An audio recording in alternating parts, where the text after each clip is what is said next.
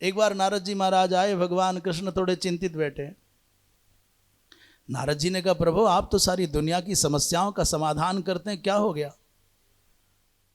इतना बड़ा परिवार, ऐसे शक्तिशाली लोग, इतना समृद्ध, सब कुछ अच्छा है, सारी दुनिया में आपका सिक्का चलता है।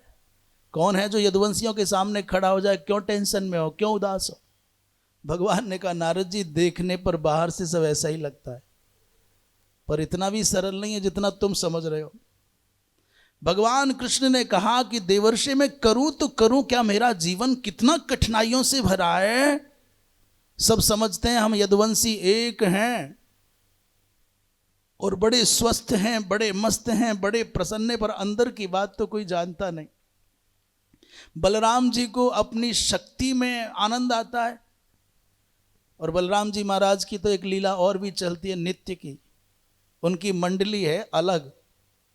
हाँ रे लाला, वो कहाँ लायो कि नहीं लायो? कि हाँ लायो गुरु।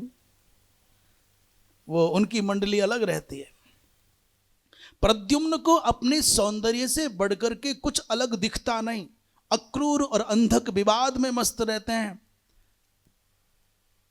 भगवान यदि यदुवंशियों में पूर्ण समन्वय होता तो फिर महाभारत के युद्ध में प्रद्युम्न भी मेरे साथ खड़े होते। महाभारत के युद्ध में बलराम जी महाराज तीर्थ यात्रा का बहाना करके कहीं बाहर न भागते। कृतवर्मा सेना लेकर के दुर्योधन के पक्ष में खड़ा ना होता, और दुर्योधन की जंघा तोड़ने पर भीम को मारने के लिए बलराम जी को भागना नहीं पड़ता यदि एक परिवार में एकता होती।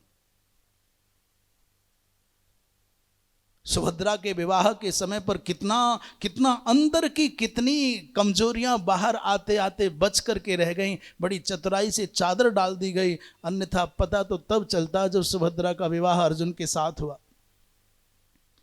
यदि बलराम जी महाराज पारिवारिक ऐक्य की बात मन में रखते तो युद्ध संपन्न होने के बाद सीधे हस्तिनापुर में आते, धृतराष्ट्र और गांधारी को समझाते, माता कुंती को सांत्वना देते, पांडवों के विजय के उत्सव में सम्मिलित होते।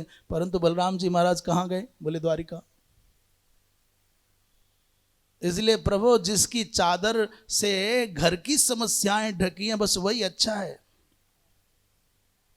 नारद जी बोले, मधुसूदन विपत्तियां दो प्रकार की होती हैं, एक आंतरिक और एक बाह्य। आंतरिक विपत्तियों को मैं समझता हूं, पारिवारिक जनों से संकट आते हैं। आपने कंस को मार करके अपने नाना जी को राजा बनाया था, ये कोई सामान्य काम नहीं है। वृंदावन विहारी लाल की।